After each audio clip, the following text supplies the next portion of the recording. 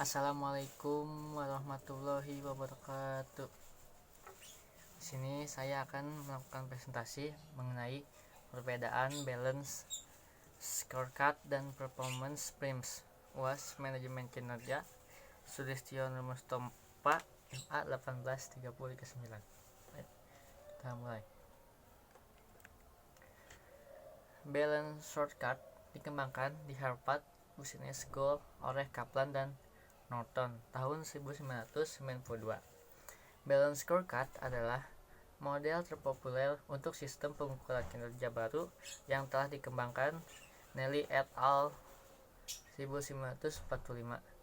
Kerangka kerja balance scorecard menggunakan 4 perspektif dengan meliputi financial perspective, customer perspective, internal business, process perspektif, dan learning and growth perspektif. Yaitu semua perspektif. Balance scorecard memberikan para eksekutif sebuah kerangka kerja yang menyeluruh menerjemahkan visi perusahaan tersebut dan strategi perusahaan seperti strategi lainnya dan strategi usaha ke dalam sejumlah ukuran. Strategi itu juga ada ukuran-ukurannya, ada ukuran kecil, menengah, dan besar. Dan misi dan strategi perusahaan menjadi tujuan dan measure serta mengorganisirnya menjadi 4 perspektif yang berbeda. Kaplan dan Norton tahun 1992, yaitu 1. Perspektif finansial, perspektif pelanggan, perspektif proses bisnis internal, dan perspektif proses belajar dan pertumbuhan. Itu perspektif. Oke, selanjutnya performance prime merupakan penyempurnaan model-model sebelumnya, memperhatikan kepuasan dan kontribusi stakeholder, proses dan kapabilitas perusahaan. Nelly dan Adam tahun 2000 memahami atribut apa yang menyebabkan stakeholder atau pemilik dari investor, supplier, konsumen, tenaga kerja, pemerintah, dan masyarakat sekitar. Itu adalah termasuk stakeholder. Menjadi puas atas kinerja perusahaan adalah langkah penting dalam model performance prime. Itu merupakan performance prime itu seperti itu.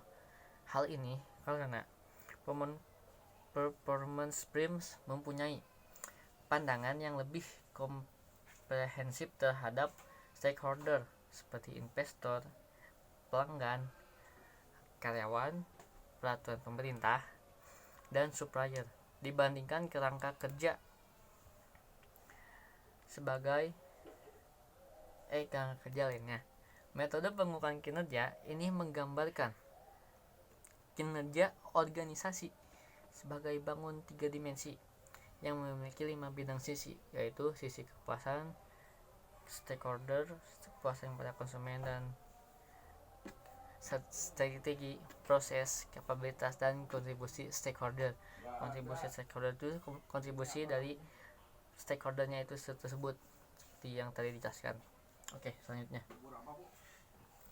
ini adalah skor penilaian sistem pengukuran kinerja. Oke, kita lihat balance scorecard.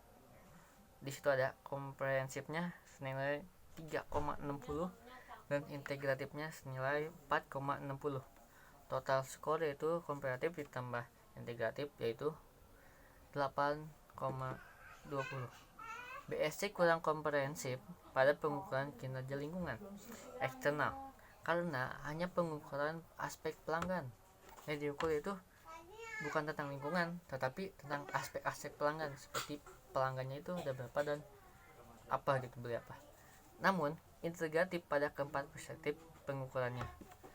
Perspektif pengukuran yang tadi itu yang dijelaskan balance scorecard di pengertiannya itu. Nah, itu saja. Ada performance primes.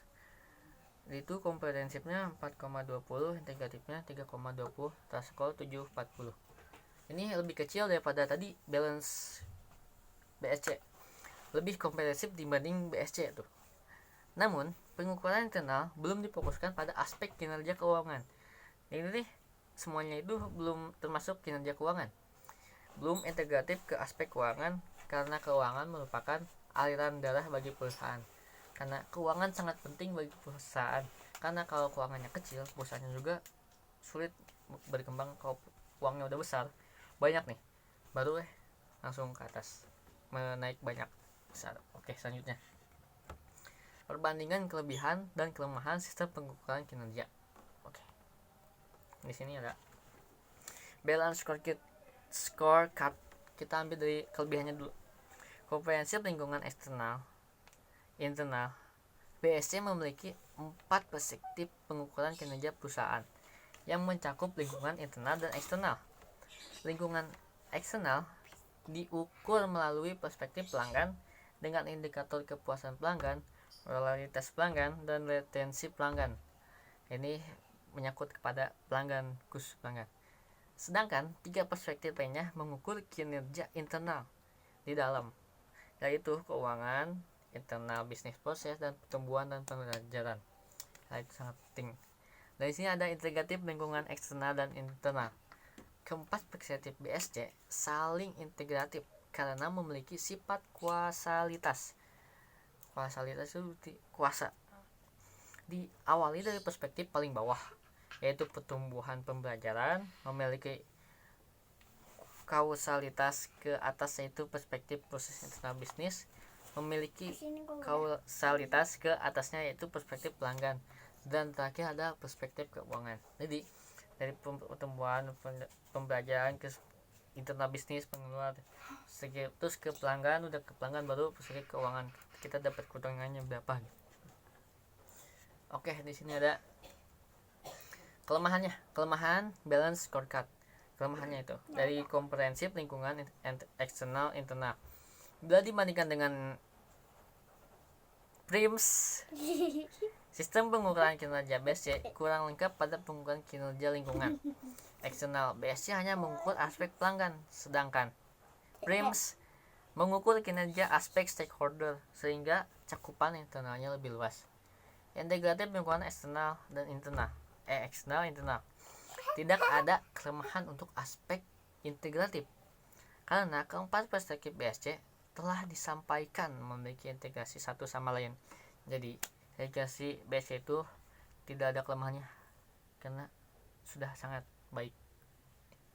Oke, kita selanjutnya ke performance PRIMS. Kelebihannya komprehensif lingkungan eksternal internal. Sistem pengukuran kinerja PRIMS lebih komprehensif dibanding BSC karena dibangun atas 3 dimensi yang memiliki 5 bidang sisi, yaitu dari sisi kepuasan stakeholder, strategi, proses, kapabilitas, dan kontribusi stakeholder.